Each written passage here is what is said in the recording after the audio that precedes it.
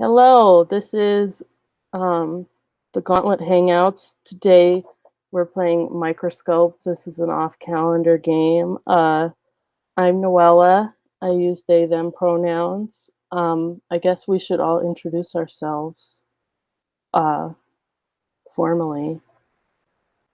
Um, I'm going to be the facilitator uh, since Chris and Pearl have never played before, and Yoshi has played because we played together, but Yoshi, I guess if I have trouble, you can help, but I will be the main facilitator.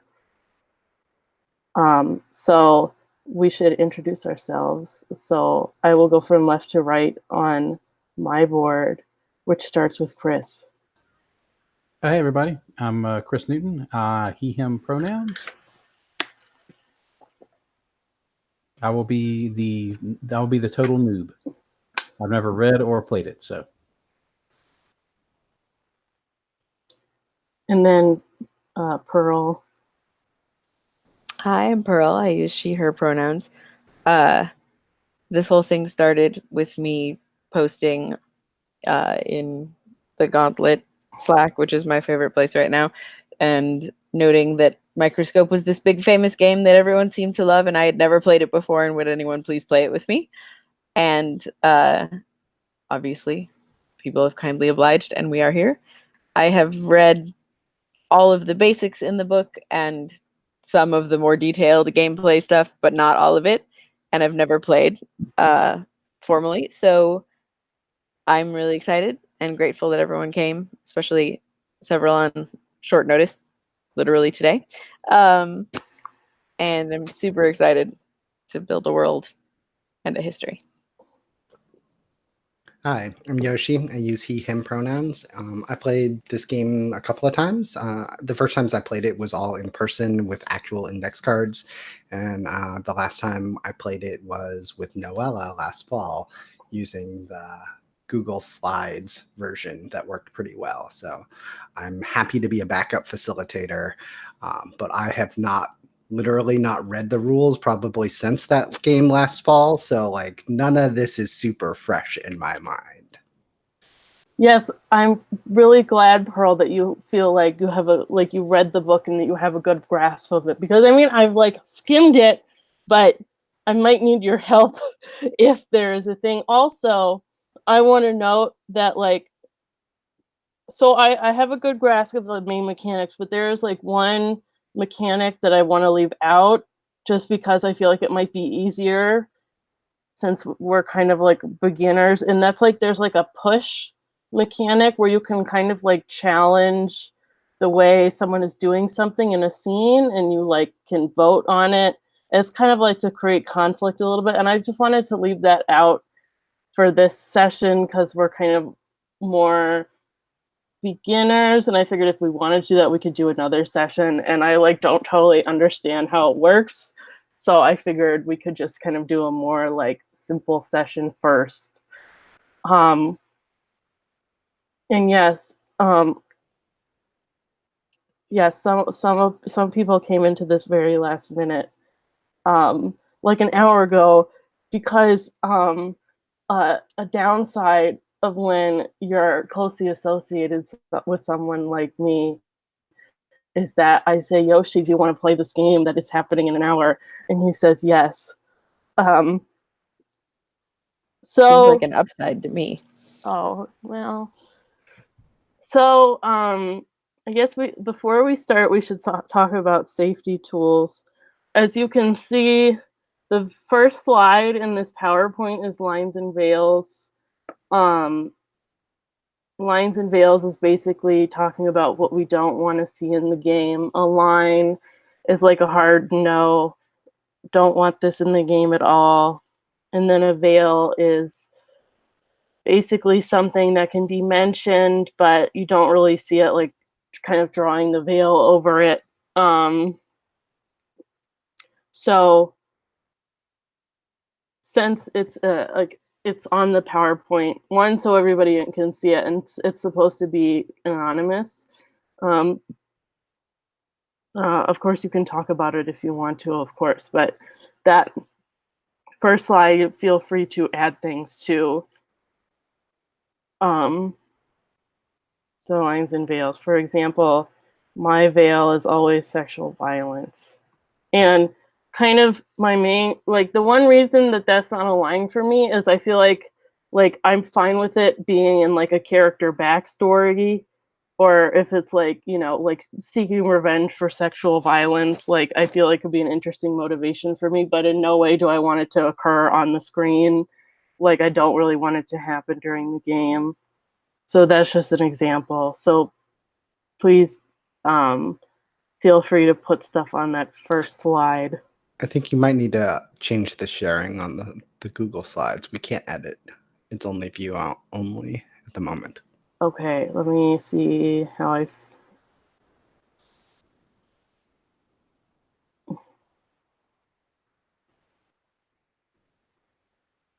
Okay, I changed it. You might have to refresh the page.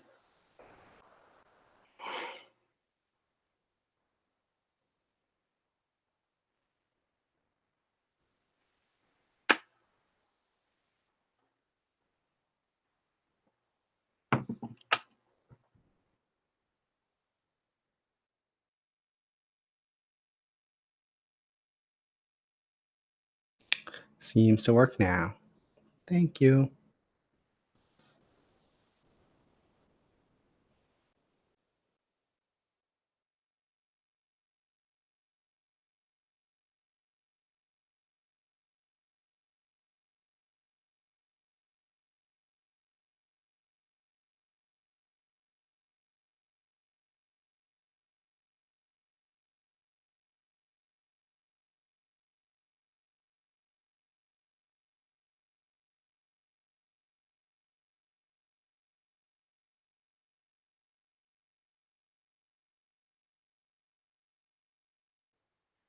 Can somebody describe to me what acute grief means? So basically, I guess most people think like the early stages of grief, where like it's not like 15 years ago, and like of course you miss the person, but like It just happened. yeah, like recently enough that it's still like a central focus of that person's day to be grieving. Trying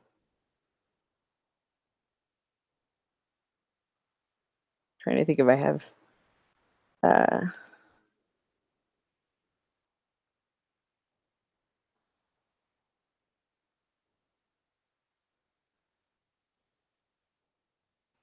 And just to be clear, for those two lines, since this is kind of like a big history, of course, like kind of those things would happen, but you just don't want to like focus closely on it.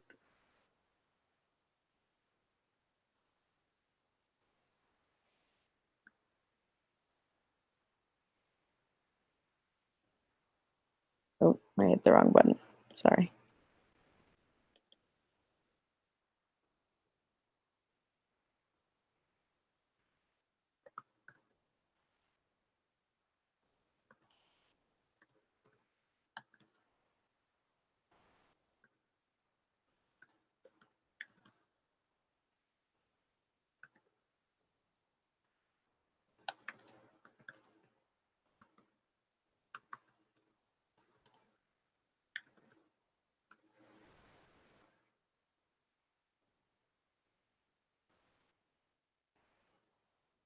So I don't mind talking about mine. I know they're allowed to be anonymous, but it's probably easier if I just sort of say something because it'll cover more than my putting a bunch of minuscule lines and veils about a larger situation. My mother passed away late last year after a really difficult and unexpected health problem happened. And I was her advocate and caretaker until she died and ended up with PTSD. So things having to do with parents in general are difficult for me, but especially any sort of dying or terminal illness or for whatever reason in both directions, like a parent having to give up something huge for a child or a child having, like siblings, fine, aunts and uncles, great, but parents are kind of a rough issue for me. So happy scenes with parents and kids, obviously easier to deal with. But if we can stay away from anything traumatic involving parents and then also hospitals, I put that as more of a veil with like medical procedures and stuff. But that's where pretty much all of mine come from. So if you just keep that concept in mind, it's easier to grasp than a million tiny lines, I think. Thanks. And then the other safety tool that I like to use is the X card. And since we'll probably be switching between the PowerPoint and the thing, what I like to say is that if you want to use the X card, it's probably best to say, like, I'm using the X card, or I'd like to X that out loud, because it's like you maximize your chance of me and or somebody else hearing it rather than typing it in the chat, or sometimes people like to do this. So basically, if you're ever uncomfortable or there's something you don't like and you want to remove it from play, you can just say, like, I'd like to X that, or can we change that? And you can explain why if you'd like to, but you don't have to. And I might ask you for like a clarification of what exactly you want to take out, but that's it. And yeah, don't feel afraid to use the X card. Especially you, Pearl, if like one of us like messes up with the kind of your things, just say something. Thank you. I appreciate that. And that will be like fine, just because, like, you know, sometimes people like might slip up and forget. So just say it and we'll take it out. Yeah. It was a big and long lasting situation with a lot of different aspects. So I expect that there's probably something that one wouldn't even think would be related that could come up. So Yeah. I appreciate that. And I also appreciate in general, if anybody X's, just knowing what they're Xing, so that the same as like you talked about, possibly asking a clarifying question. Yeah. And I really appreciate if anybody's able to give clarity, because the idea of like traumatizing someone several times because I have not gotten correct what they're Xing is worrisome to me. So awesome. Thanks. So now that we've done the safety tools, before we start kind of diving into the gameplay, we kind of do like the setup for the game. And the first thing that we're doing with that is setting up the big picture or the overview of what we wanted to play. For example, the examples they have in the book are something like an ancient empire rises and falls. Cavemen at the dawn of time found the first civilization. Mankind leaves the sick earth behind and spreads out to the stars. So it's something like that. And in this game, we are kind of making like a big history, and we'll have different points of zooming in and out. So what's kind of unique about this game is that we will know the ending kind of at the beginning, like whatever we're focusing on, we're going to know how it ends. So and that's when we do things like whenever we make periods or events, like you kind of want to have an idea of what the conclusion is as well, which is a little bit different from how like story games work. Sometimes when you're kind of just playing in the moment, you don't always know how it's going to end. But this is like at the like in a second we're going to like bookend the history with the beginning and the ending, so we're always going to know the ending. It's kind of fun figuring out what happened in the middle. So for the big picture, there are definitely like like ideas that we can use. But Pearl, I know you mentioned that you kind of wanted to come up with something original. Yeah, I mean, all of us, not me specifically. Well, but, yes, I know, but like you said, you wanted to like for us to come up with something rather than just using one of the seeds. Yeah, I think it's cooler if it's something we devise on. I mean, we could like talk about a few seeds to get an idea for it. There's also I have the PDF of the book, and there's sort of an introduction to the game that it suggests you read out loud that might help. Like I know, Chris, you said you haven't played it at all, so. Well, we can do that. I don't know. I have some of it printed out, but I might not have the. Where is it in the book? It's like right at the beginning. At the beginning? Yeah, there's like the sort of purposefully intriguing opening thing, and then it gives a couple of seeds as examples, and then just describes the game. It's like 2 pages. Oh, is it the one that starts like history starts out as a fairly blank slate? Is it that one? Not quite, but I think I've seen the page you're talking about. But this is. I think I've got a copy of it because it. Oh, you do? Yeah, it was only $10, so I just went ahead and snatched it since. Oh, okay. So yeah, I feel like. Is that page starts on page 6? It's like a bunch of stuff in italics, and then it goes into regular text on page 7.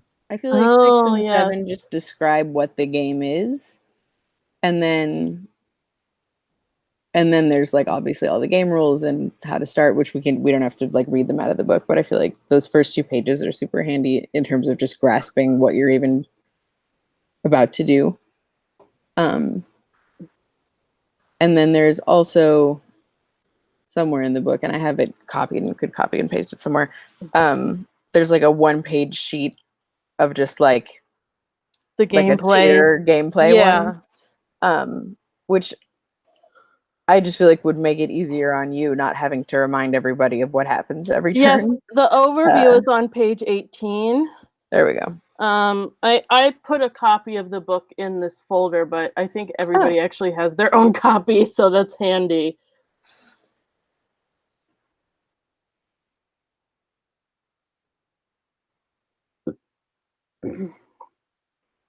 Awesome.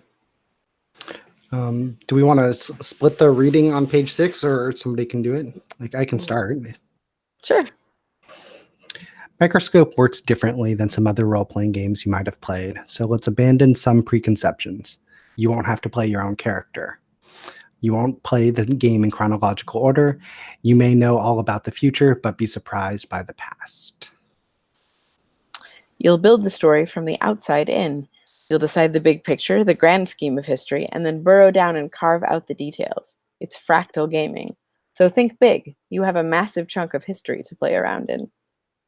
Humanity spreads to the stars and forges a galactic civilization. Fledgling nations arise from the ruins of the empire. An ancient line of dragon kings dies out as magic fades from the realm. These are all examples of Microscope games. In Microscope, you build an epic history as you play. Want to play a game that spans the entire Dune series, the Silmarillion, or the rise and fall of Rome in an afternoon? That's Microscope. But you don't play the history from start to finish, marching along in a chronological order. Instead, you build your history from the outside in. You start off knowing the big picture, the grand scheme of what happens, then you dive in and explore what happened in between, the how and why that shaped events. You're free to jump backwards or forwards, zooming in or out to look at whatever you want, defying limits of time and space. Want to leap 1,000 years into the future and see how an institution shaped society? Want to jump back to the childhood of the king you just saw assassinated and find out what made him such a hated ruler? That's normal in Microscope. You have vast creative authority. You can make whole empires rise and fall at will, dream up a utopia, or destroy one with nuclear fire. You have that power, but remember, you're not alone. Everyone else at the table can do that too. You create independently, but not in isolation. Each facet you add to history builds on what other players built before you. You expand on their ideas, and they expand on yours. History might not turn out the way you expected. Be prepared to think on your feet.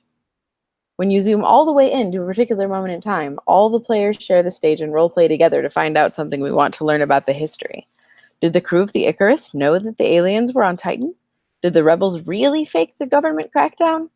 Do the knights remember the original meaning of their ritual vows? We roleplay and see. The more you play, the more your once simple summary becomes a detailed tapestry, full of meaning and surprises. History snowballs. Cool. So, does anyone have ideas for the big picture? I'm a sucker for like a big, long fall from grace kind of story. Like, golden age collapses. I love working stuff like that in. That doesn't have to be the whole picture, but I like seeing that. Yeah, that can definitely, from what I've read, there could be multiple instances of that in a game of Microscope, depending on how big you start out. We could see like 3 empires rise and fall, or we could have the rise and fall of a single empire be what we just cover and go into a ton of detail on just that one, right? I like the rise and fall of the empire. Maybe we can add like one other detail that makes it interesting. Like, what kind of empire is it, or what kind of like setting are we in? Like, is it a fantasy or is it space? I like the idea of like an alternate Earth with maybe some magical realism elements. Mm-hmm. So like not a full-on fantasy or sci-fi, but humans and civil, but no real world politics and such. Kind of like a magical swords and planets sort of thing. I don't know what that is, but probably. I'm trying to think of a good contemporary example. I used to say like Flash Gordon sort of stuff, but that's a little bit old now. I'm not sure what else might have that feel nowadays. I mean, what I'm trying to go for, in my mind at least, is like essentially the same kind of planet and circumstances we have today, but with like made up countries and cultures. And maybe like some technology that doesn't exist but like could feasibly exist, and then as far as magical realism, maybe just some, we would define them throughout the game, I guess, some things that we will allow that aren't currently part of reality but aren't like, also there's like the clan of trolls over here and the clan, you know what I mean, but just like, yeah. And then we can also work on that more in the next phase. The description I have right now is Empire in an alternate Earth rises and falls. let's name our alternate Earth. Then we can just say Earth gets its name from the Alexa, Anglo-Saxon word cancel. erda, No. meaning ground Alexa. shoulder. Sorry. That was great. No problem. Anyway, I think we should maybe name the I'm empire. not quite sure how to Alexa, go away.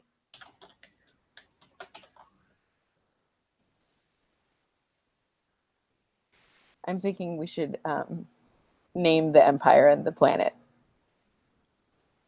Sure. 'Cause presumably they don't call it alternate Earth, right? Yeah, I was just doing that for good placeholder. Yeah. Chris, did you have an idea for a name of a civilization, since that was kind of your... Oh gosh. I might hold off on actually giving the civilization itself a name until we flesh it out a little bit. Because usually that'll kind of give me more of an idea. But we could maybe describe it a little bit more. Yeah, why don't we leave this for now and we can name them after we do a little more world building. Okay. So next we're going to book and history. So we're going to have the starting, that we're going to make 2 periods that is the start and the end. And this kind of beginning phase is when we're going to like make them collaboratively. When we move on to the gameplay, everybody's going to get to do something independently on their own turn. But see, we have these beginning and ending. And we can either make them light or dark, which is the tone. I have a feeling that since we kind of said rise and fall of the empire, we can have the beginning be light and then the end be dark. Unless it's an evil empire, in which case That's true. We it have would to be the opposite. decide kind of Or- what we want. Or it could be like we could have it all be all twisted up. Maybe like the empire rises during a really bad time, so that the beginning of the empire is dark, but the empire itself might not initially be a bad thing. Yeah. Maybe towards the middle and edge of the fall, the empire starts to, become a problem for itself, for everybody else, maybe. And so when it finally does trip and fall, it's not such a bad thing. Yeah. It's maybe become too much, too powerful, too restrictive, too decadent, however we want to do it. Oops.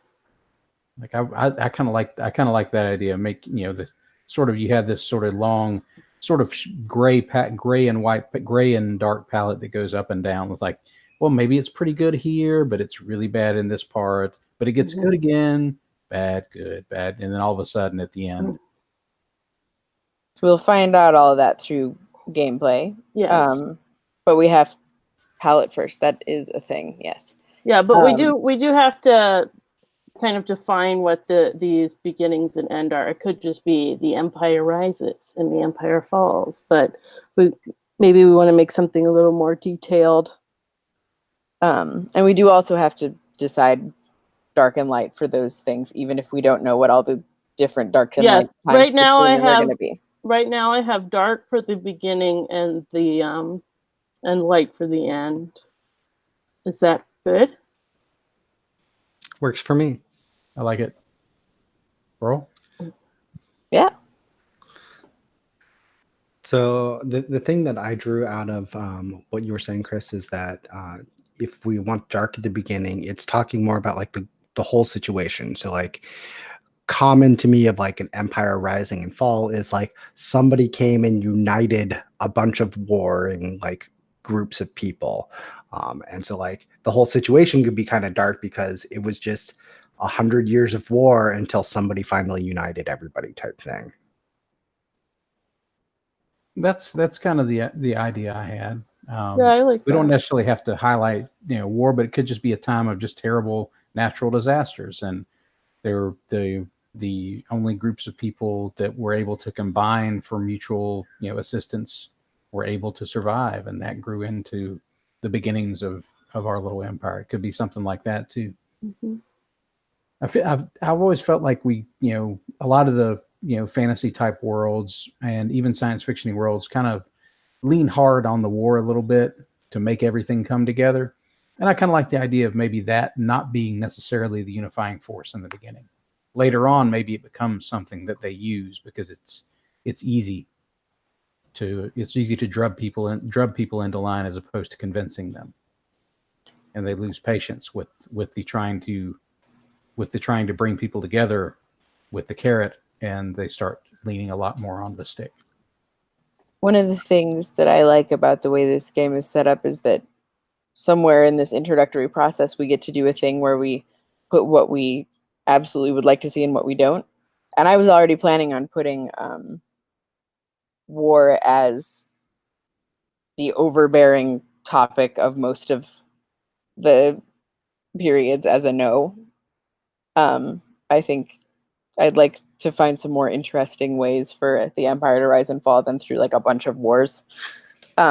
So I think we can explicitly state things like that during that phase and mute it. That's the next phase. So That I'm totally fine with that. What I want to figure out is what is the dark thing, because we're trying to bookend the things. I'm fine with it not being war, but like, do we want to go with natural disasters? Do we want to go with the gods left us and like now we have to deal with a world without gods? Like, what's the big thing that is making this dark for everybody? I mean, we could kind of put those two things together. Maybe the natural disasters occurred because the gods ceased to exist for whatever reason.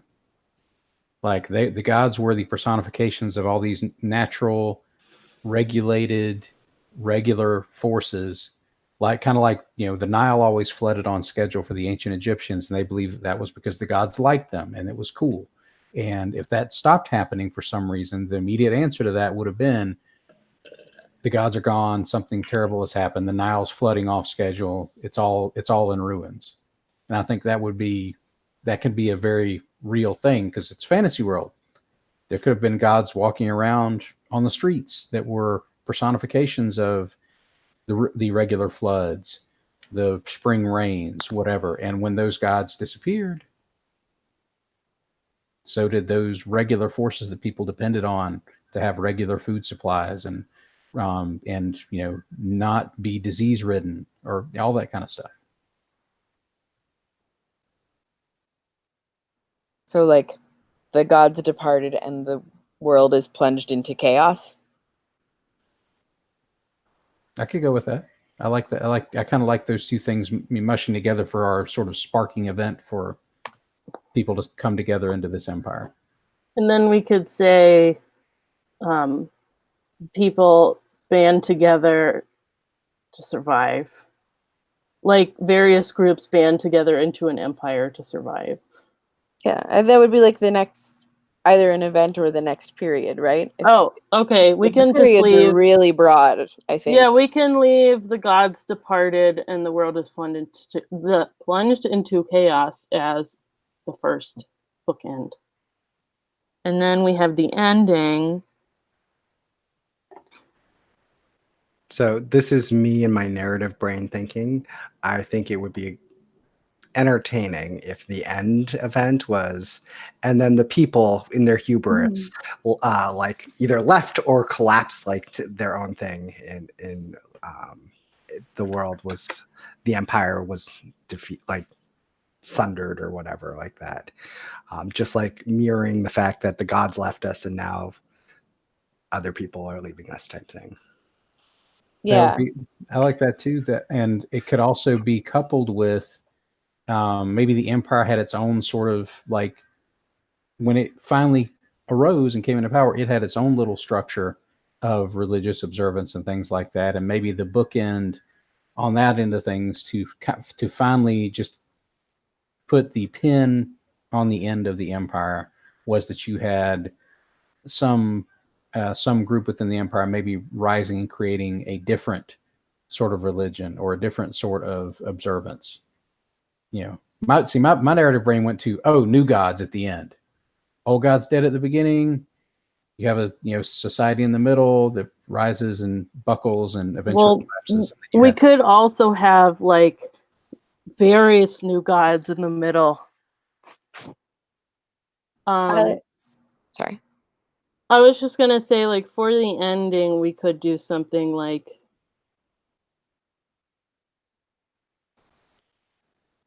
what we said, like what Yoshi was saying, like in the like the people disperse and the empire collapses. I think it would be cool to bookend it almost more literally with like, and the world is plunged into chaos again as the second half of the end of the timeline statement. Mm-hmm. So like the people abandoned their new gods, or the people realized that they were not in fact gods. The civilization crumbled and the world was plunged into chaos again, or something like Mm-hmm. that. But that still shows that like people had risen in the meantime and that their falling has the same effect that the gods leaving did.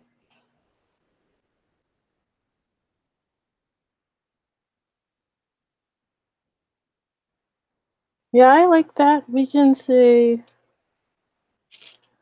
Well, would that plunging the world into chaos be kind of more dark in tone? Yeah, I think if it falls again, And uh, plunge the world back into into chaos, then chaos. we're starting and ending dark. Not, I mean, well, like I said, I kind of see it as maybe like if the empire at the end is just basically sort of a large pair of jackboots on people's necks, having it tumble into chaos, maybe not such a bad thing. You know, chaos would be better at that point than the imperial boot. Maybe that would be maybe that would be the bright side, or maybe that's just a bright side. I don't know. Mm-hmm. Yeah. I think we're not supposed to try to think ahead very much, or try to think in detail at this stage. Like we're explicitly told not to at some point in the book, to speculate about how things are going to go between the two things. So we might, I think, want to try to steer ourselves away from the level of detail we're getting into in this discussion at this point. Is that my understanding correctly? At least the intention of the game. I don't know if we can like disregard whatever we want, obviously, but yeah. For the most part, my understanding of the game is that like you don't want to get into too detailed of exactly what's going on because you can flesh these things out. But like this is like an event like in the game in terms of like in a game the game type things if I remember correctly, or is this a period? this is a period. Yeah, Yeah. this is a period. So like you can flesh out the details of what's going on here, but like we're essentially starting like just like any other period would be is like what's the big thing is about this period. Um so to me, having things like exactly how it happens isn't necessarily like what we want, but like we want enough detail that we have an idea of what the period is about. Agreed. Could we phrase it instead of maybe the empire falling, maybe the populace is liberated? If that would be more the brighter tone. Maybe the phrasing like that. Just kind of give a general idea of like this ending isn't such a bad thing. Mm-hmm. Kind of vibe. And then flesh out what happens later. Okay. I like it.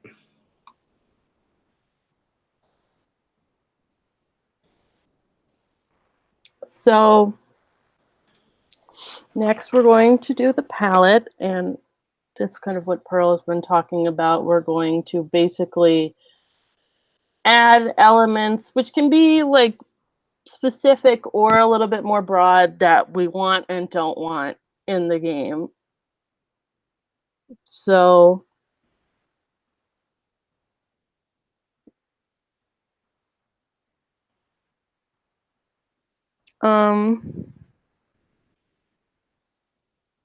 like for example, let's see, what do I want? Say something for yes, I want in the world. I can say funky technology. And then we can just go around a couple of times.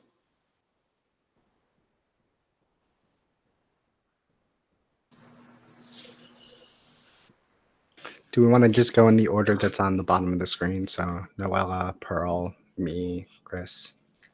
That's not the order on the bottom of my screen. Really? I have Chris, Noella, you, me. Oh, right. Yeah, it doesn't uniformly put the windows in the same order. I've discovered it's really I think it always it's puts you in the lower right. well, yes, but also it's everybody else is alphabetized. So should we just go in alphabetical order? Sure. Well, I already went, so then alphabetical order would be Chris, Pearl, and Yoshi. So we can go in that order. Okay. okay. Let's see, and this is just basically just name something we'd like to see. Concept. Or not see. Okay.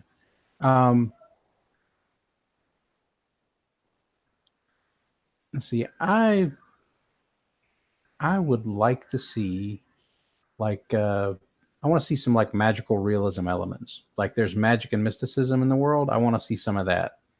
Like I want to see like mundane magic stuff. Like magical mundanity. Let's see if I can get that in there.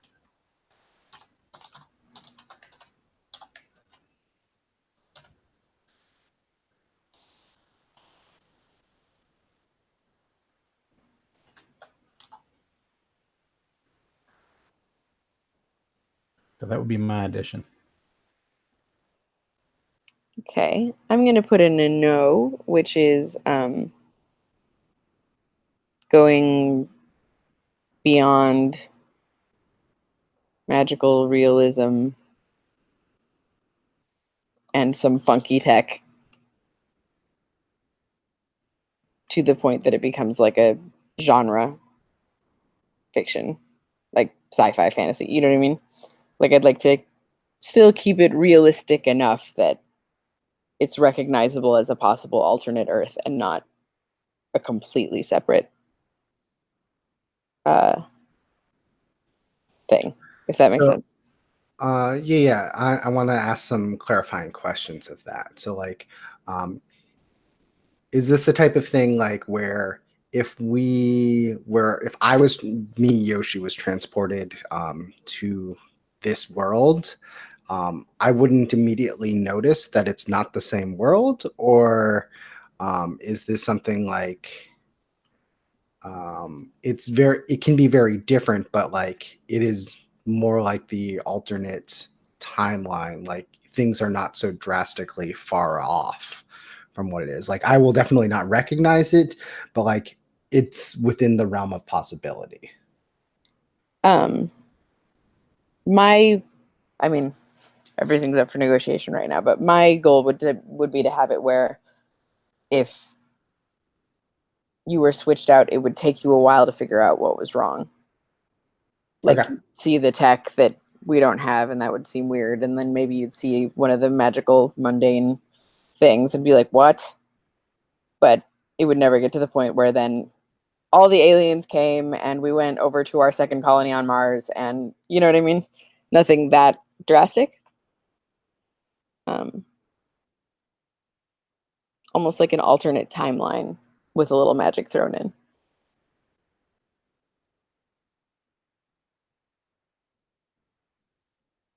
So we would come. So if we're looking at it from the outside, we'd look at it and go, oh, they still have there's still cell phones, there's still an internet type thing, but there's, oh, the ferry just flew by. That sort of stuff. Like just everything looks normal until you look closely enough, and then it's all just, oh gosh, that's really weird. Is Yeah. that okay? Or until you encounter, like with the funky technology, right? Like there's probably not every piece of technology is funky, but then like you get to a place and there is a piece of funky technology that like definitely you would not expect to see on Earth, right? But a hoverboard that's actually a hoverboard. right. But not like a house that has so much AI that like everything is automated and you can talk to the walls. Probably. Like that level. I don't know. We're totally close to that now. There's some machine in every room in this house. We did hear mine a minute ago. But you know, where like literally everything is so technologically enhanced that so we don't want it to look like we don't want it to look like Shadowrun type stuff, not to where everything is so weird and off that it throws everything off. It's just normal enough to pass a first glance. Yeah. Okay. If everyone's okay with that. If not, that's okay. I like fantasy and sci-fi things. I just thought it would be cool to try something else, but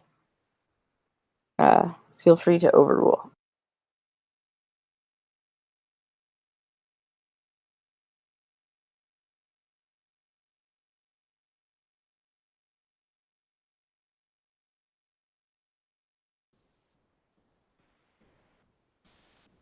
Hmm.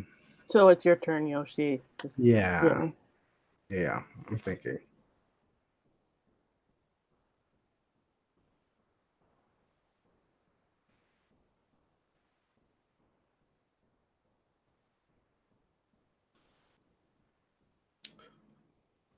What do I want to see? Or what do I not want to see?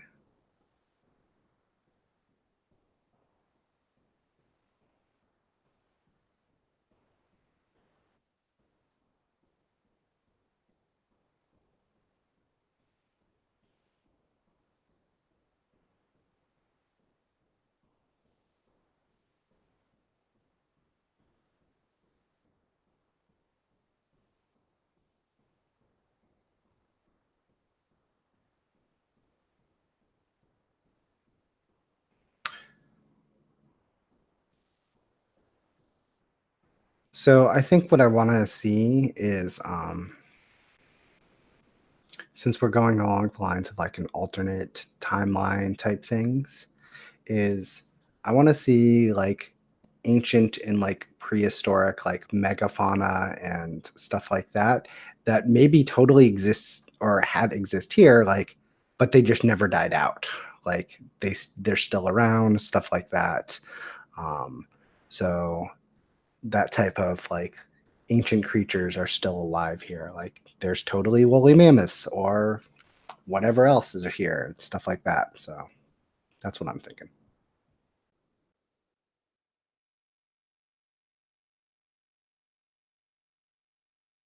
I love the idea of getting to see a giant armadillo.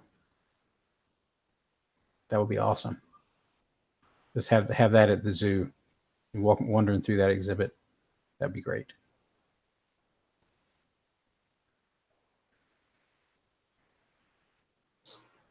So that brings us back to Noella for putting his second round in.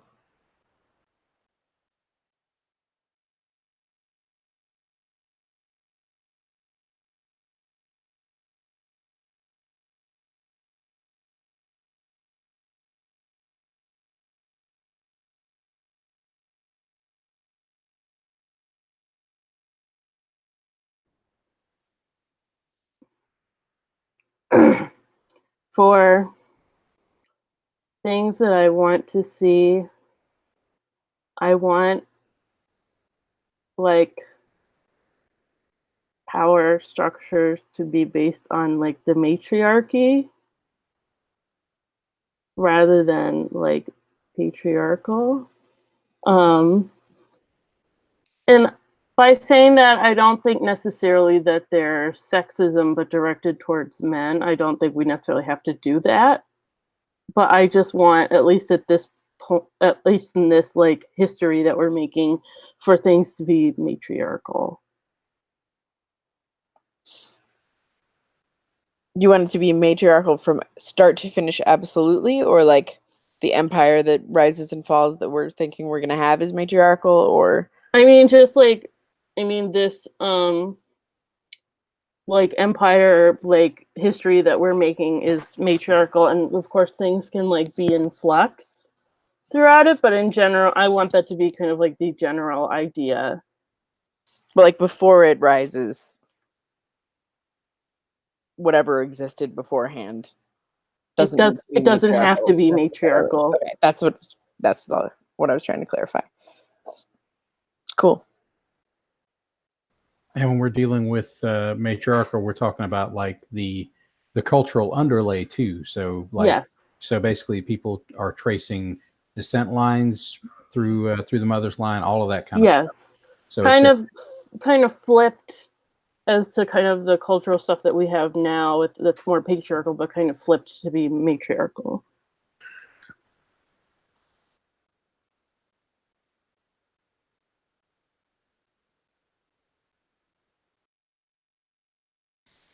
okay. Is it swung to me now? Okay. Let's see. One thing I'd kind of like to put on the no column, I think, is basically having a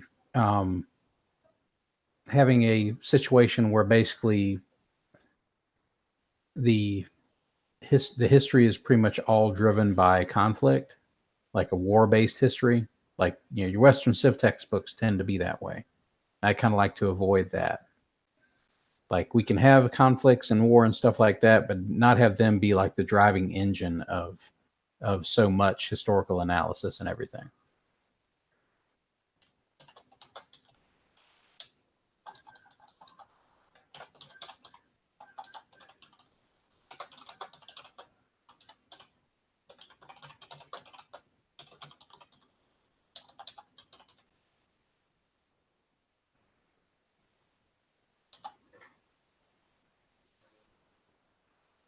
That's handy for me since that was probably what I was going to write next. Now I can think of something else. Although that does mean I have to think of something else really quickly because I was thinking of putting that one. But glad we're on the same page. Give me like 1 second to think. I'll come up with something.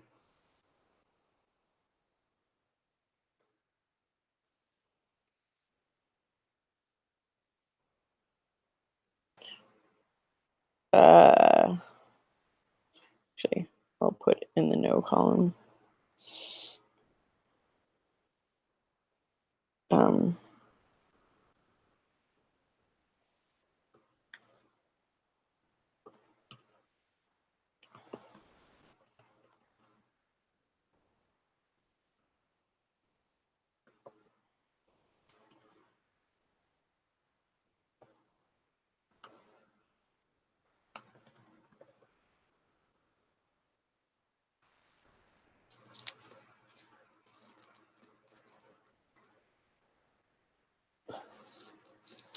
So I just put in,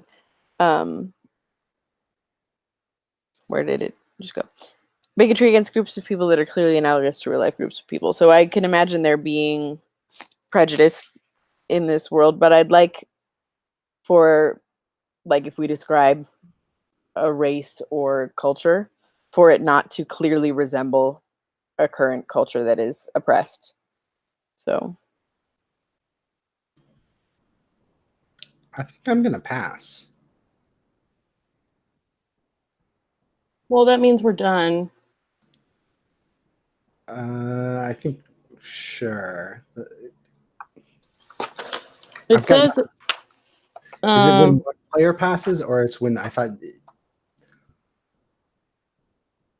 I think it's multiple people, Yeah. and it's nobody can have like 2 more statements than another player. So we could do like 1 more round with everyone else, but if you passed again, we would stop because then you'd be outpaced by 2. That's probably right. I'm not seeing it, but we can go again until somebody passes. Or until Yoshi Wait. passes again. It says, if someone opted not to add something, stop. I mean, that. we But can, okay. we Right can, I mean, we can stop or we can add, we can go another time. I guess what really matters is, does anybody else have something they really want to add to a yes or no column? If nobody does, then it's a moot point. Right. I think the only thing I would have added, I think, is implicit in your last statement, which is like there are going to be some other groups of sentient, sentience on the planet somewhere. So was that kind of implicit in what you had said? Well, do you want it to be like different groups of humans or like a completely other species that's sentient? With the fantasy elements, I was thinking like, some other sentience. Maybe not what they are just yet, but something else. Well, we can add that. Okay. Like another sentient species.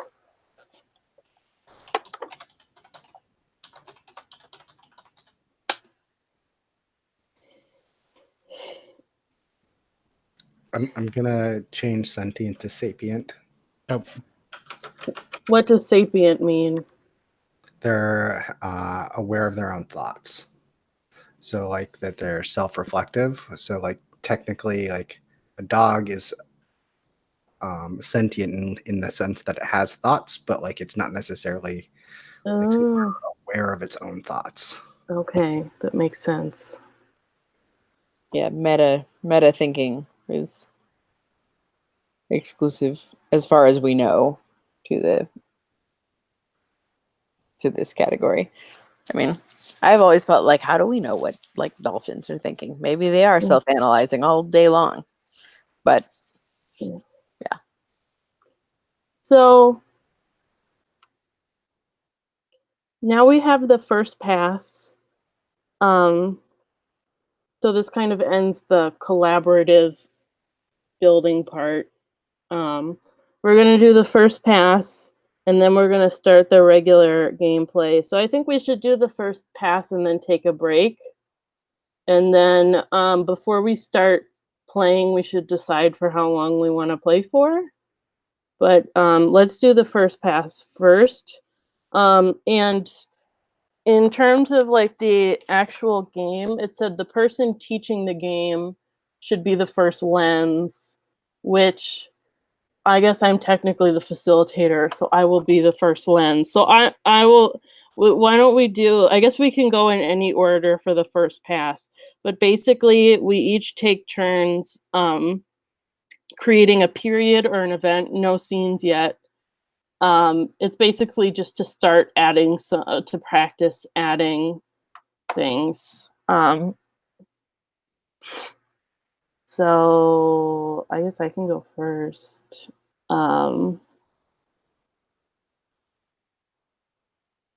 Technically, you need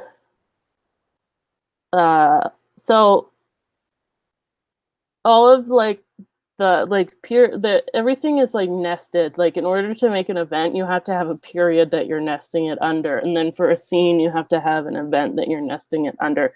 I guess so. I'm gonna make a period first, just so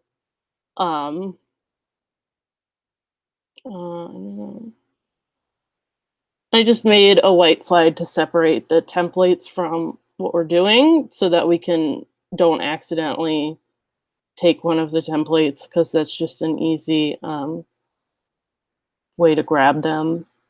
So period. Oh, what do I want? I'm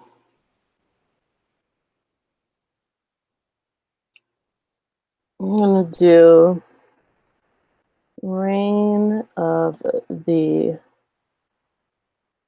fallen empress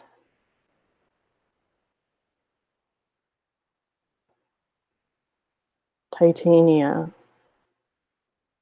and I think this can be in the middle. Yeah, I guess whenever we're making periods, you should specify like when you think it kind of is, especially in this beginning period. Once we have more stuff we can put it in between stuff. But if something is closer to one end or in the middle, just say it so that we know.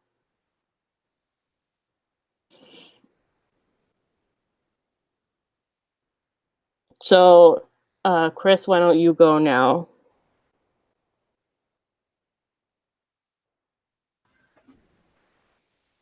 Okay. Am I right in reading the tone of the Reign of Fallen Empress Titania? That's a light tone. I remembered that I just remembered that I forgot to do that. Okay. I'm gonna make it dark just because I put her as the fallen empress, so it feels like it should be dark. Gotcha. Okay. So now you go and make whatever event or period you want to do.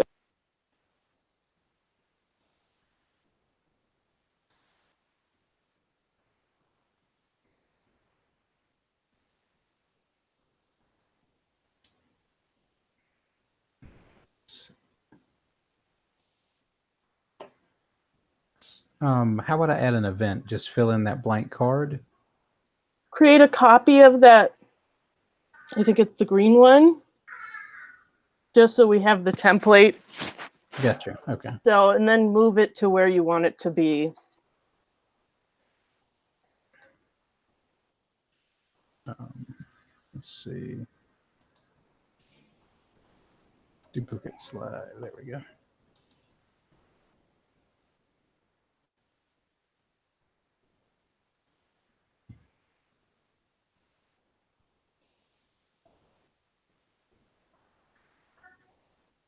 I think during the reign of the fallen empress, I'm going to add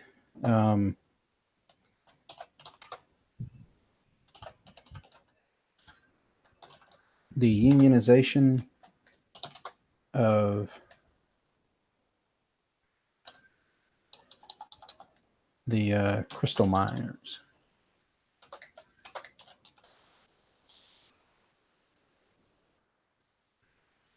And I think what that's actually going to represent is the Empress had made a series of moves to try and consolidate a power structure that incorporated more and more state control over the mines at the expense of the people and the people that were working them. And they actually formed a series of unions to resist her.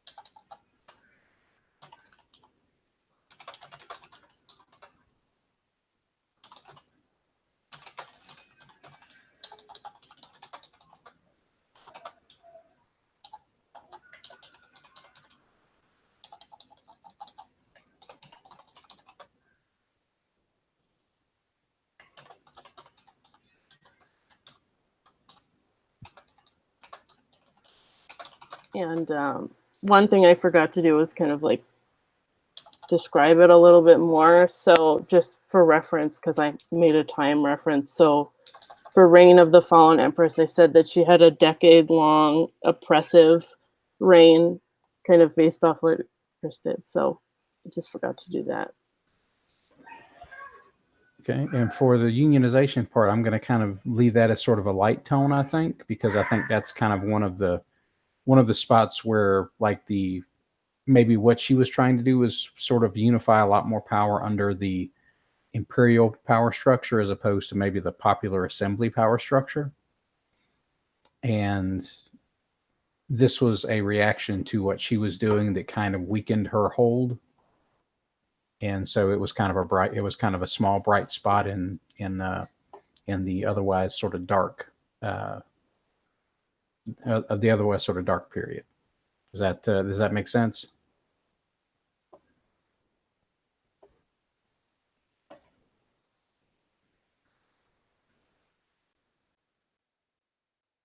And that's my stuff. Okay, so I will make an event also.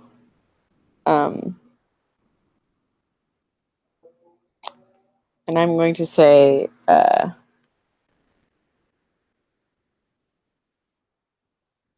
as the M. Actually, I should put this after. I'm going to put this after the unionization. As the Empress realizes she's losing her hold on the people, she enacts increasingly desperate maneuvers to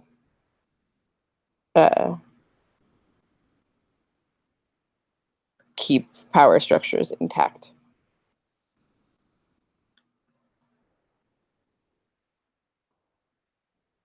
Although that, like, move that text. Yeah, move that down into the description and I maybe. Can't. There.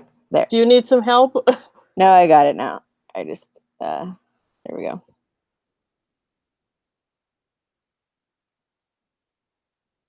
I mean, without scenes, I don't know what the like that is kind of the event is this time period in which she's doing that. So I guess I can just give it a different name. Yeah, you can just give it a shorter name, like her power grab or something.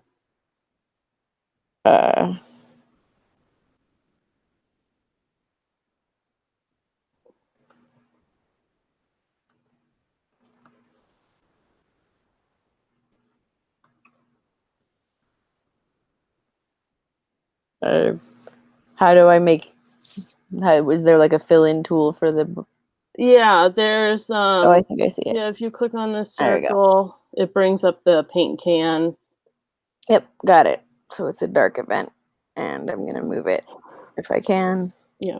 There we go.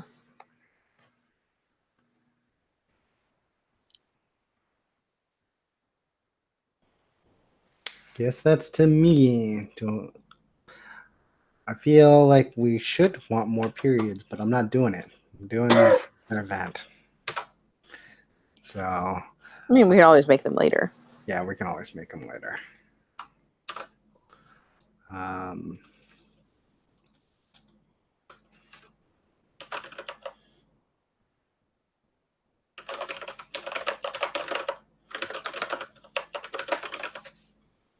So I'm having an event. It's the foundation of the empire begins. Alora, the voice, gathers and organizes the scattered people together and starts a community which will become the garden from which the empire will grow.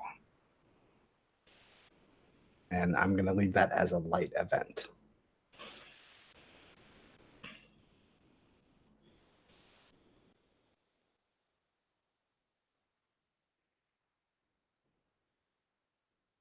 Okay, great. So let's take a break, and then we will come back and go over how the flow of gameplay goes, and we can decide how long we want to play for. Because this game, the way it's structured, you can really just play for however long you want.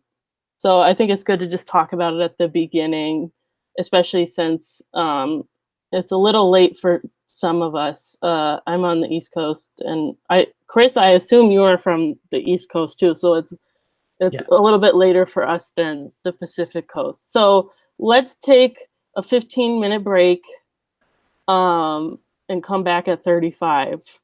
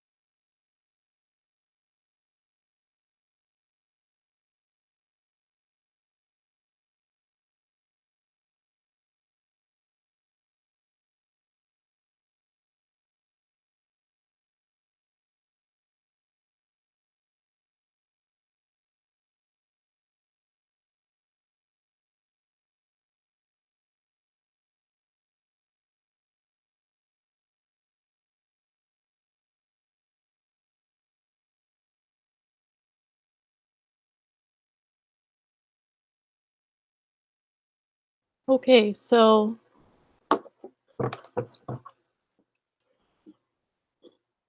I'll go over the like flow of play first. So there's kind of, it's not called a round, but it's kind of like a round where one player is the lens and they basically choose the focus, and then everybody takes a turn, and like whatever period, event, or scene they create has to be connected to that focus, kind of using the focus as inspiration. And the player who is the focus can create two things instead of one thing on their turn, but they have to be nested. Like if you can create a period in an event or an event in a scene. And then at the end of that round, we create a legacy. So it says the player to the right of the lens. So I guess the person after you in the turn order kind of chooses a new legacy, and then that same person creates an event or dictated scene. A dictated scene is basically where one person kind of dictates what happens, whereas in a normal scene, everybody or multiple players participate. But that player will create an event or dictated scene related to one of the legacies. It doesn't have to be the one they just created, I guess, except on the first turn when there's only one. And then the person to the left of the lens then becomes the new lens and picks a focus. So like, if I'm the first lens, then I think Chris would pick the legacy, and then Yoshi would become the new lens. So they kind of go in like opposite directions.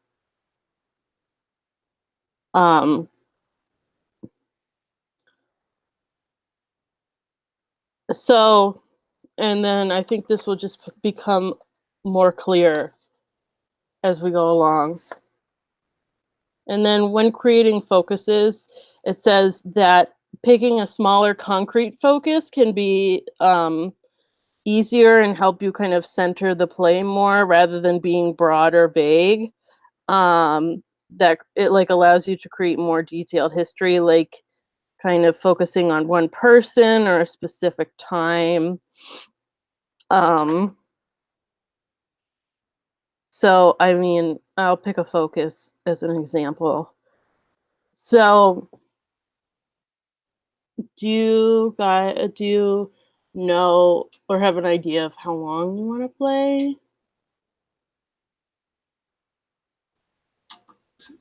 I can go until about 11 Eastern. At that point, I got to round up the kids and actually get to make sure they're going to bed. That's fine for me. I'm Pacific time, so I'm the easiest one.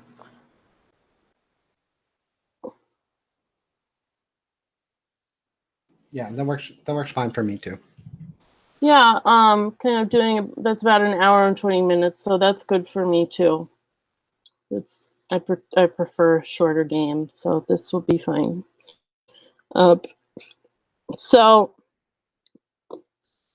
I guess we can kind of dive right in. I'm going to move this down.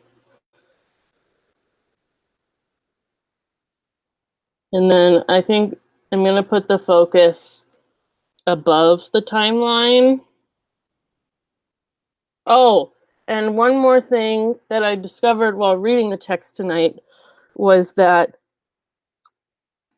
we probably won't play long enough for this to be like a huge problem, but each player can really only have one legacy like going at a time.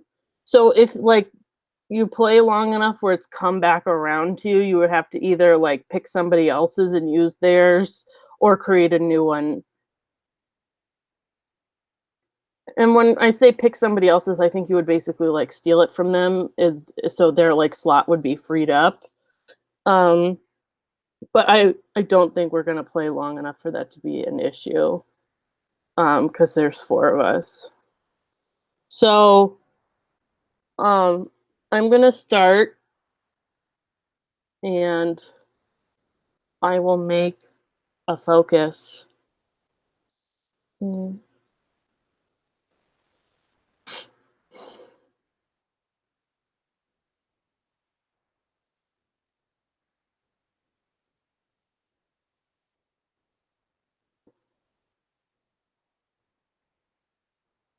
Mm.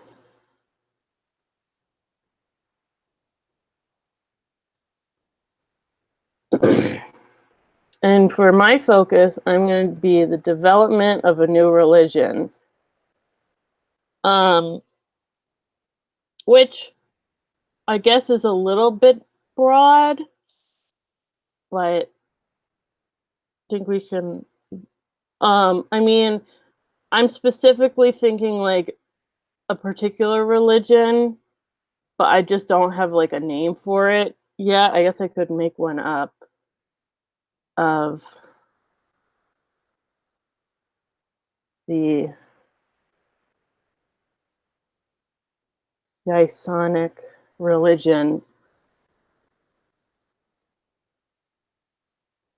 Mm. I'm gonna make a. I get to do 2 since I'm the lens. Um, so I'm gonna do a nested period and event because I think we need more periods.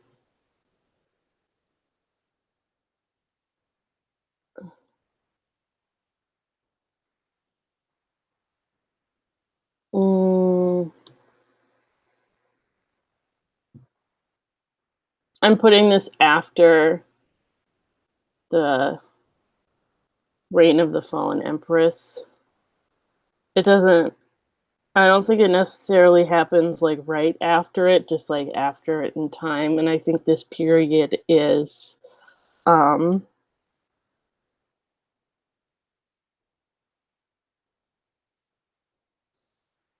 the brief democracy experiment.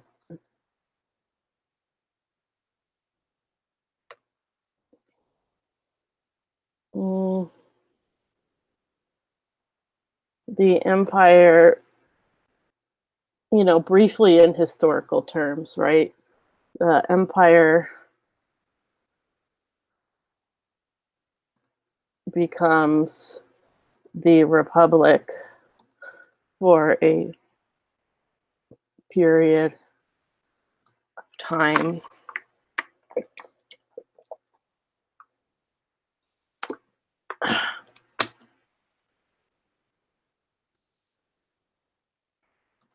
With elected, with select portions of the population electing representatives. Representatives. And we'll say this is a light period. Just because, I mean, not that it's perfect, but I don't think it's a particularly dark period. And then for the event,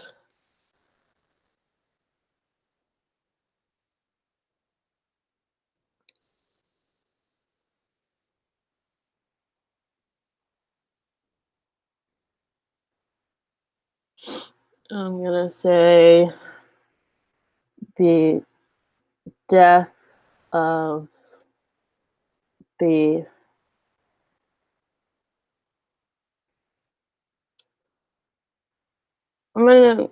my first thought was to say like the prophet, but I'm just gonna use like different words so that it's a little bit different from our current religions. Death of the seer Lydia.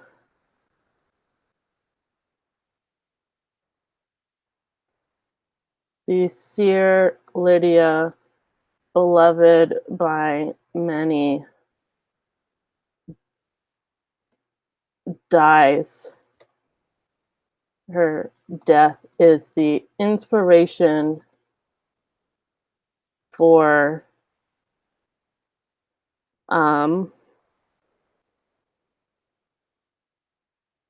a resurgence in her in the Yisan. What did I call it? The Yisionic religion.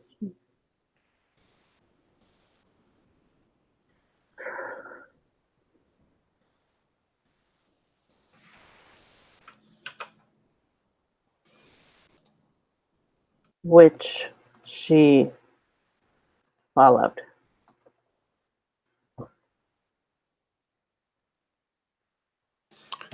I have a question for you. Mm-hmm.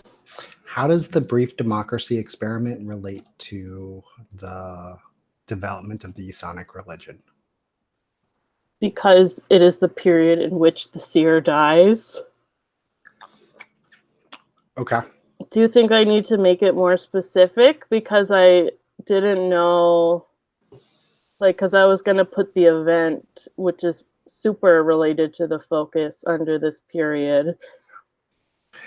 I would appreciate it if the period itself was a little bit more focused on the Usonic religion, like rather than the brief democracy experiment. Just because for me, that will help me focus this period is not being about democracy, Okay. but being about the Usonic religion. Okay, let me see. I can say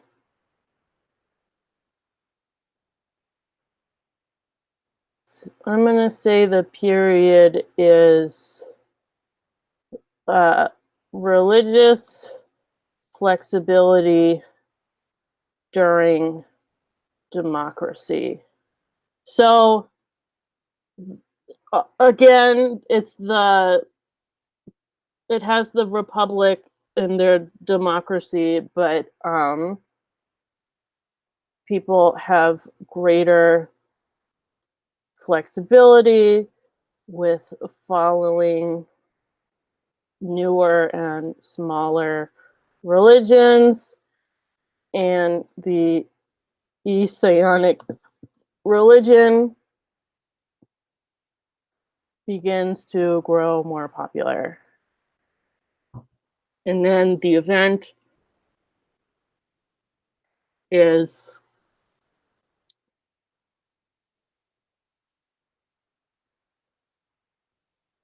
the death of the Sierra Lydia, which I'm going to leave it as a light tone because even though she died, it meant there was a resurgence in the religion. Is it resurgence or growth? Like, was it big before? Maybe growth. Maybe it was a small religion. Okay. So I'm done. And so I will pass it to Chris. So you will do your one action, either creating a period, an event, or a scene, continuing with the focus, the growth of the new Isionic religion. And all the, like, there's a cheat sheet for what each of those things are at the bottom, right?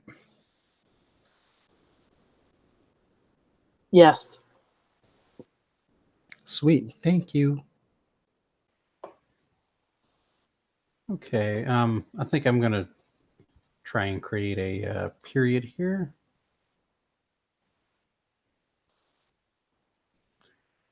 I think I'm going to move it up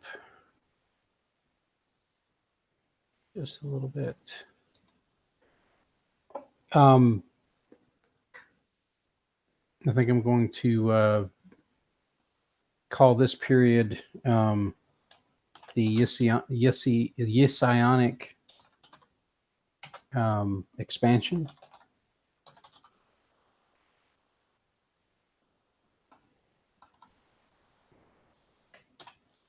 And I'm going to say that following the brief interlude of democracy, or I'm going to put democracy in quotation marks, I guess.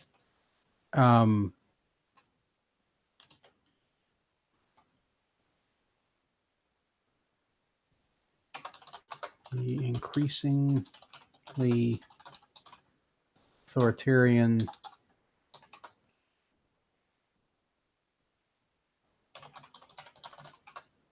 government begins to crack down on other religions that it deems more hostile.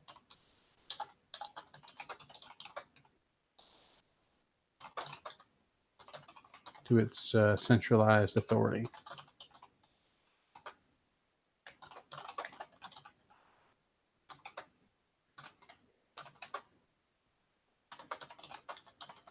So that the Messianic faith is not seen as threatening at that point.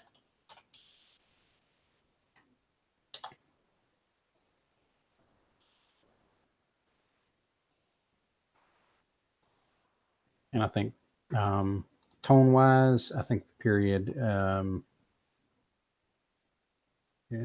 let's see.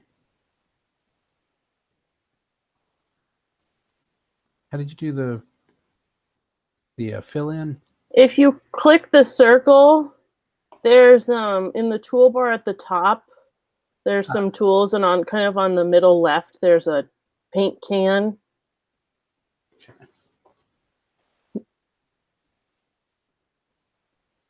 Text color, highlight color. Not showing me a paint can anywhere. It's to the left of the font name. Ah, there it is. Okay. There we go. So that will be my addition. That'll be kind of a darker bit. It comes in kind of after the democratic interlude, and this is like the Messianic expanding a little bit as other religions are subject to this crackdown.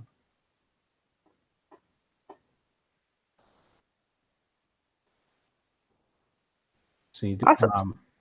Is that as far as I go, or do I do two as well? No, you just do one. Okay. So I'd like to give us a scene, actually. And I'm going to put it under the event, The Death of Seer Lydia. And to make a scene, there's sort of a little 4-part setup. So the first thing I'm going to do is state a question that I want us to answer through role-playing a scene. And Chris, just in case we haven't mentioned this, unlike with creating periods and events, scenes are collaborative and each person role-play. So I'm not going to control how this question gets answered. So I'll state a question and then sort of set this stage, then choose the characters that I want in the scene. And then everyone can be who they want to be from among those characters or create new ones if I haven't created 4 or whatever else. And then we can all reveal our sort of starting thoughts as characters, and then we just play the scene to find out the question. So the question that I would like to ask is, what was Lydia's final deathbed statement? And I'm not going to specify in the question whether it was like something she like foresaw, you know, because she's a seer, or whether it's just like her statement that she wants to give to the world. We can roleplay to find out. But my intention is that if her death spurs a growth in the religion, that perhaps at the scene of her death, there was a meaningful statement made that reached people.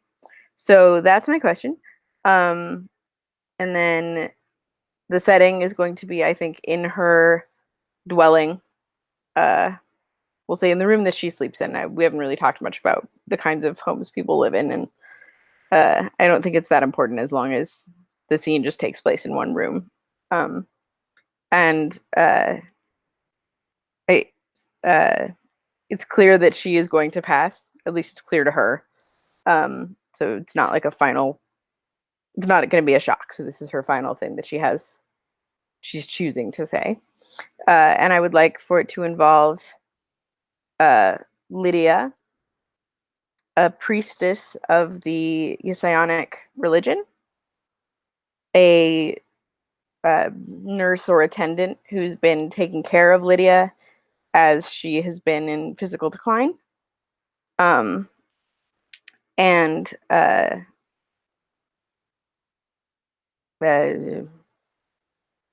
can't remember words today, apparently.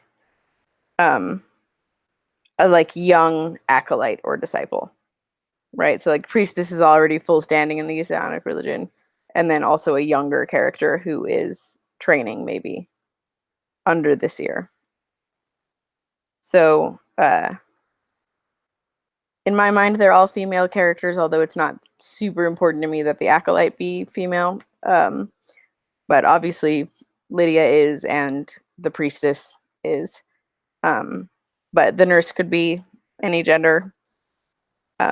So who would everybody like to play?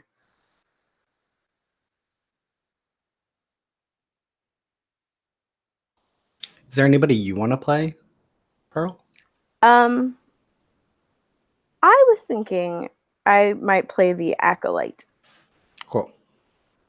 I'm interested in somebody else being the person who gives the statement that I've asked the question about.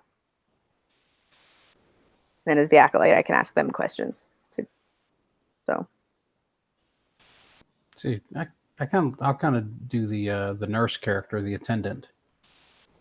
Cool. I'm presuming they're not of any particular religious authority or anything. They're just there as a caregiver, right?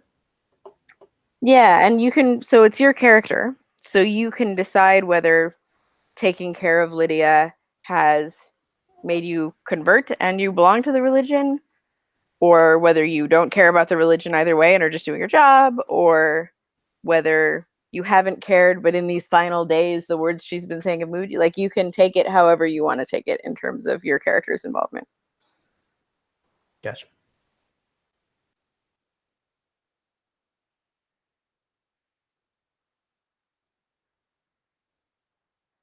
Yoshi, who do you want to play? Oh, I'll play either one of them. Do you have a preference on Lydia or the priestess? No. All right, I'll play Lydia. You play the priestess. Okay. Awesome. So we've got our characters, we've got our basic setting and time frame, obviously. I don't think we have established facts to review particularly at this point, which would be a step, but where it says to sort of describe like why people are there and if there are any intentions and whatnot. But I think it's pretty self-evident why everyone's there at this point. And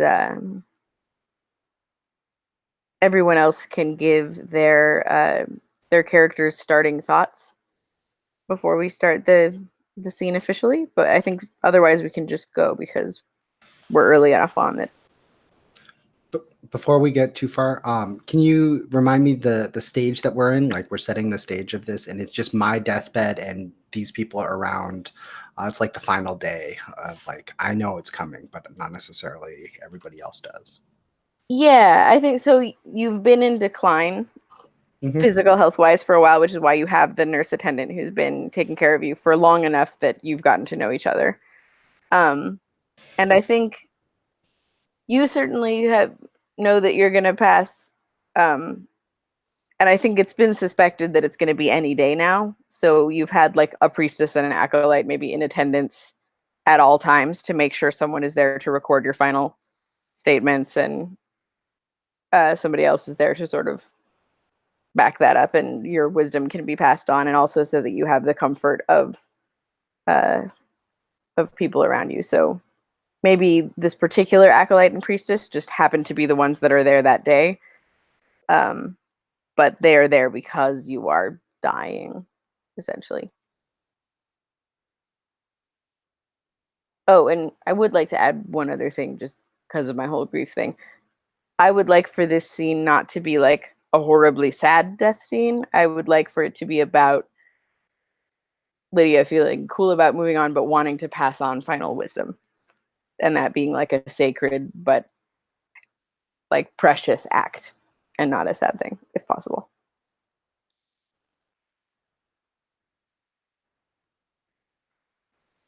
So we can do reveal thoughts. I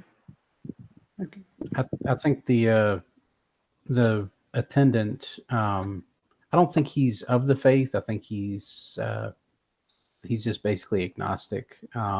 He's there to treat her and just sort of ease things along, but he is not. He doesn't feel any particular attraction to the religion itself. That may change as things happen and get revealed, but in the initial bit of the scene, I think he's just sort of there to do his job, help ease things along, provide anything folks need. But as far as any sort of religious interest, he's not there yet.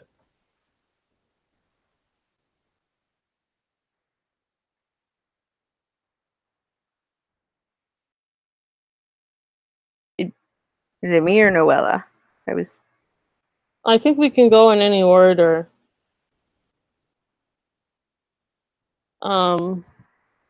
So the priestess, I think, is a little bit like nervous about like how things are going to go after Lydia dies, because I think she had like, I don't know if she was necessarily like in charge, but she had been like a major force in like it's small at this point. She had been like really instrumental in like recruiting people and talking to people, and so I think she's a little bit worried about like how it's gonna go now that like the most influential person is passing away. But also I think I'm kind of thinking about like, like what is she gonna say? Like, how am I gonna use this to like inspire people to follow our religion? Because like I think I'm assuming she's gonna say something like really like spiritual or wise, and I'm thinking like, how am I gonna use this?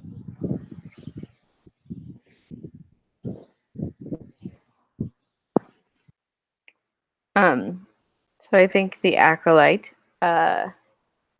is feeling a lot of anxiety because she has been sort of apprenticing, studying, whatever, under Seer Lydia, but doesn't feel like she is even close to the completion where she could like become a seer herself. And since like it's such a personal thing, like being a seer and like your mentorship with your seer, the idea of just going and trying to be an acolyte for someone else, or like, you know what I mean, doesn't. So she is worried that she will not be able to take up the mantle if necessary, and just sort of can't believe that this is happening. She's only 14. So I think Lydia is sort of recognizing and ready for her death, and it's sort of the because she can see it happening and see it coming. She's sort of had her time to prepare and has told all the visions that she has that she needs to tell. And I think it's sort of like the person who is sort of like very calm and relaxed and they're coming towards the end and just trying to. I think her biggest concern right now is the acolyte, um, like in that relationship. And I think that's where her focus is going to be. Do you have a name, or how does Lydia refer to the acolyte?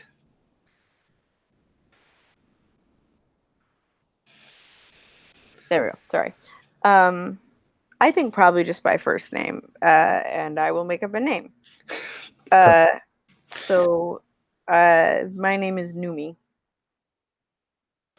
Numi. Okay, cool. So I think uh, we'll start it off with I think Lydia lying in, or no, like sitting up in bed and maybe having just finished like telling a vision to the priestess, like, and like we come in on the tail end of the conversation of it is like, okay, I think I'm done. I think that's all the visions that I've told you, or that I've had that haven't yet been recorded. And then you see me like looking around, and I see Numi, and I kind of just like gesture with my hands, like, come over here. And then I point to the glass of water. I'm like, my throat's parched. Numi, could you bring me that glass of water? I just need a sip. I've been talking for so long. Of course, of course. So I sort of hurry and bustle to get the water over. And I kind of like look at you, and it's one of those looks that like you probably recognize, that like when I have something I want to say and it's about the future, but like I'm trying to think of like, how do I tell this 14-year-old acolyte that's following me something, and like I just pause for a moment, and then I take a sip and I look at you and I'm like, Numi, you're going to be all right. I'm gonna pass. You know that. The priestess knows that. The nurse attendant knows that. Like, it's going to be fine. And I know you're worried about what's going to happen next and who you're going to go with and whether or not you've practiced enough or learned enough from me. But you have. You may not realize it yet. And then like you see me like tap my temples. And I look at you, I'm like, I know, I've seen that you will get there. All those other stories that I told for the priestess, they're important, but for you will be a great seer. You will make change in this world. You will foretell things that I haven't, and it's going to be hard for you. So I want you to know. And then like I think I drink the last bit of the water, and like hold it up for the attendant, and I just kind of like look back at you, and I'm like, you'll be fine. Do you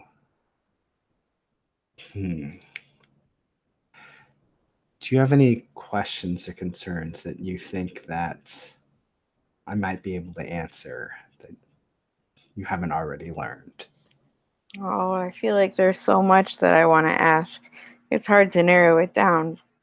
I feel like I could spend years studying with you and still have years to go. But I guess just if I'm going to be moving forward with things and not having you here, what direction should I go? Should I find another seer and work with them? Should I keep working alone on the skills you've taught me? How can I best use those skills to help the Ysionic religion reach more people and bring good things to the world when I'm just a young girl and scared and confused? I mean, those are true things, but I think I've taught you all that I will be able to teach you. But you have an amazing capacity to learn more than what I know. That And can't be. do not doubt yourself. And I turn and like look at the priestess, and then I'm like, she knows a lot of things that I do not know. Listen to her, she'll tell you things. And I turn to the nurse attendant and like, actually, Chris, who is the nurse attendant like? Are they male, female, non-binary? Male, and I'm going to say his name is Gerald. Cool. Oh, by the way, Noella just texted me. Their Wi-Fi went out, so I'll be back in just a moment. I was just responding to that as well. Okay. Cool. And so I turn to Gerald, and I'm like, Gerald here is new to the religion, but is the best companion I could have had for these last couple of weeks.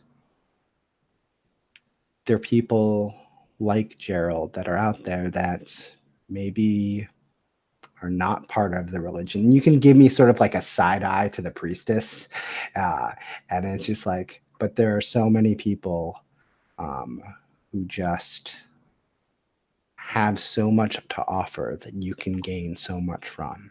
And it's that what you should be looking for and listening to and learning, because those outside skills, bringing everybody together, that was how this whole empire was founded, was by bringing people together of different skills. And you knew me. You have that same talent that you maybe don't recognize. Seems like a lot, but I mean, obviously I believe and I want to do my best. And I know that